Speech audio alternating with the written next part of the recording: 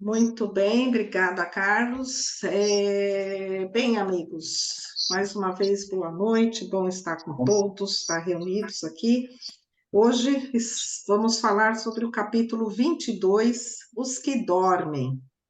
E a Rita vai trazer o resumo para nós, que possamos ter aí um ótimo estudo. Só vou aproveitar para lembrá-los que nós vamos fazer uma pausa em julho. Então, nosso último encontro é 4 de julho. Então, nós temos, além de hoje, mais 2 encontros. Mas a gente vai avisando a todos aí. Bom estudo, então. Rita?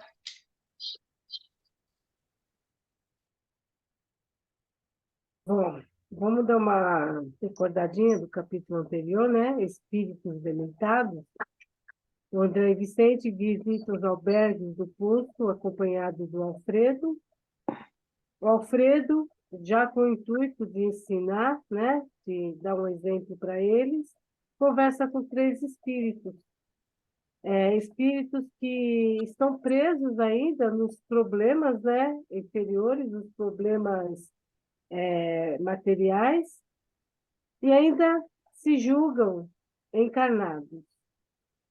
E agora, no capítulo 22, é os que dormem. O que pior, né? Eles seguiram a visita lá no posto, nos albergues, e quando perceberam que as luzes ficaram fracas, e mais alguns passos, eles depararam com um pavilhão diferente. A impressão de André é que eles haviam entrado em um cemitério escuro. Um dos servidores entrega a Alfredo algo e Alfredo explica que ele fala o seguinte: esse é o nosso aparelho de sinalização luminosa.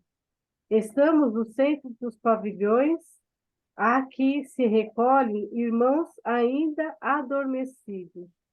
Temos aqui, olha que interessante, temos aqui presentes quase 2.000 espíritos adormecidos. Gente, 2.000 espíritos adormecidos.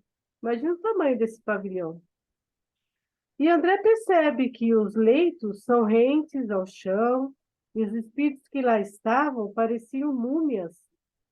A maioria mantinha os olhos abertos, porém o olhar vitrificado. Poucos pareciam ter um sono natural, aparência cadavérica, de extremo pavor da morte. Olha que interessante. E Alfredo explica que não poderão atender a todos. Olha o que ele fala. Estamos aguardando pessoal adestrado. Olha que interessante, lá também tem profissionais, né? Pessoal adestrado. Tenho aqui a colaboração de 80 auxiliares para esse gênero de serviço. Entretanto, não pode cada qual atender a mais de 5 doentes de uma só vez. À vista disso, dos nossos 1.980 abrigados, separei os 400 mais suscetíveis do próximo despertar, a fim de submetê-los ao tratamento intensivo. Olha o trabalho, 2.000. Eles precisavam selecionar 400 para o trabalho. Imagine, analisar tudo isso. Olha a organização deles, é incrível, né? E André pergunta, por que estavam naquelas condições? E Alfredo fala, são as criaturas que nunca se entregaram ao bem ativo e renovador em torno de si, e mormente os que acreditaram convictamente na morte como sendo nada, o fim de tudo, o sono eterno. A crença na vida superior é a atividade incessante da alma. E mesmo quando acendeu as luzes, algumas luzes, nenhum dos albergados reagiram. Eles não tinham sequer reação. E Alfredo, então, começou a dar os comandos os comandos do tratamento com esse aparelho sinalizador. E sempre em profundo silêncio, os cooperadores distribuíam alimento líquido para um, medicação para outro.